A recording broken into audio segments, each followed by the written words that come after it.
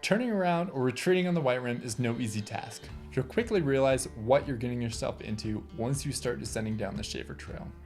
The top of the Schaefer Trail is probably the best point to stop and decide if you and everyone in your group is ready for the full commitment of the White Rim. You'll reach the top of the Schaefer Trail approximately 20 miles into the ride. This is plenty of time to work out the bike setup, kinks, wake up the legs, and contemplate the long day ahead of you. From the top of the Schaefer Trail, you'll lose around 1,500 feet of elevation quickly. It's probably a safe bet to say anywhere past the 40-mile mark doesn't make sense to turn around. Riding clockwise gives you the advantage of tackling some of the more rugged sections early on.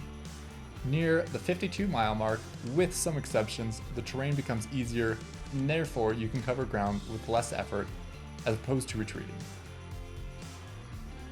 Exiting from the White Rim is tough.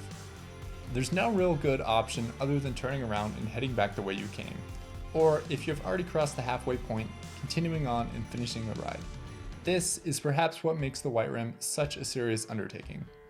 With that said, here are a couple of the worst case scenario options just in case. Don't plan on using these unless absolutely necessary. They're going to be just as horrible as finishing the ride. The most important consideration regarding the exit options is that they don't really allow you to exit.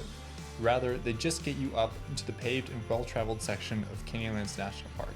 With the exception of Lathrop Trail, none of these options allow you to bring your bike up with you. This means that you will likely need to stash your bike, hike out of the exit option, find someone to give you a ride back to your off-road capable vehicle, and then drive back in and get your bikes before you get in trouble. It would probably be a good idea to let the rangers know what's going on once you get back into the service. Just riding out is probably the easiest option. We've included some possible exit options and their locations in the extra resources of this lesson.